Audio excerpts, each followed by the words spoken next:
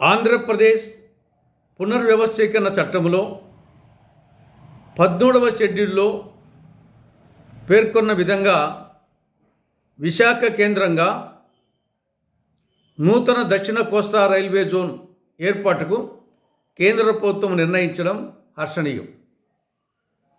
వాస్తవంగా అయితే కేంద్రంలో కాంగ్రెస్ పార్టీ అధికారంలోకి వచ్చి ఉంటే ఇది ఎప్పుడో 10 ఏళ్ల కిందటనే విశాఖ కేంద్రంగా నూతన రైల్వే జోన్ వచ్చి ఉండేది. కానీ దురదృష్టవశాత్తు కేంద్రంలో బీజేపీ, రాష్ట్రంలో ప్రాంతీయ పార్టీలు అధికారంలోకి రావడంతో ఇది ఇన్నాళ్ళు అమలుకు నోచుకోలేదు. బీజేపీ నిర్లక్ష్యం, ప్రాంతీయ పార్టీల చేతగానితనంతో ఇంతవరకు అమలుకు నోచుకోలేదు.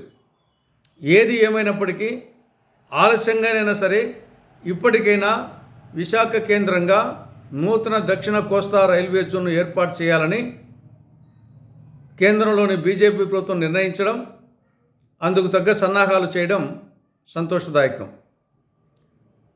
మరి అదే సమయంలో మిగతా హామీల మాట ఏమిటి? రాష్ట్ర విభజన సందర్భంగా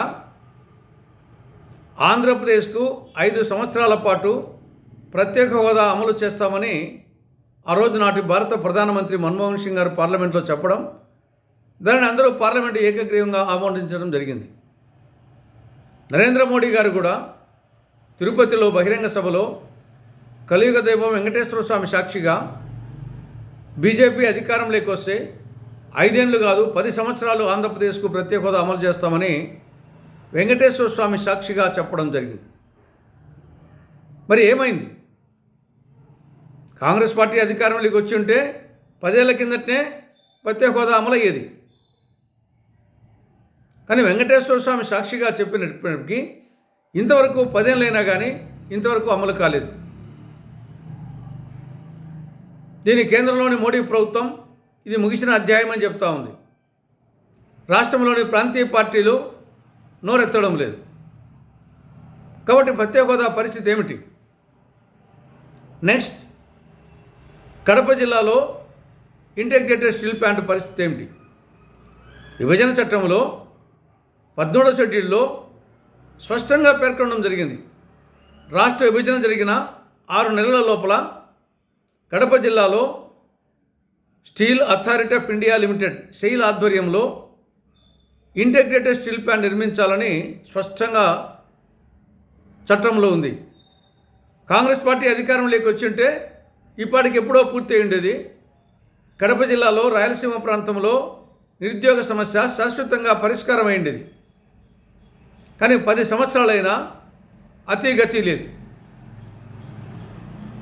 కేంద్ర ప్రభుత్వమేమో ఇది సాంకేతికంగా ఆర్థికంగా ఫీజిబిలిటీ లేదని మోడీ ప్రభుత్వం అంటా ఉంది. రాష్ట్రంలోని ప్రాంతీయ పార్టీలు పల్లెత్తు మాట అనడం లేదు.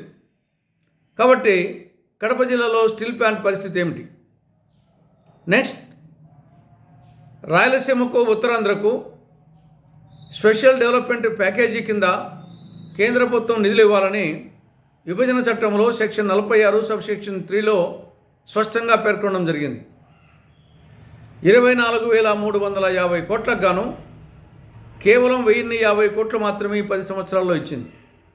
మిగతా డబ్బు పరిస్థితి ఏమిటి? కనీసం ఈ పార్లమెంటు సమావేశాలైనా సరే కేంద్రంలోని మోడీ ప్రభుత్వం 3 అంశాల మీద ప్రయత్నం చేయాలని కాంగ్రెస్ పార్టీ డిమాండ్ చేస్తూ ఉంది.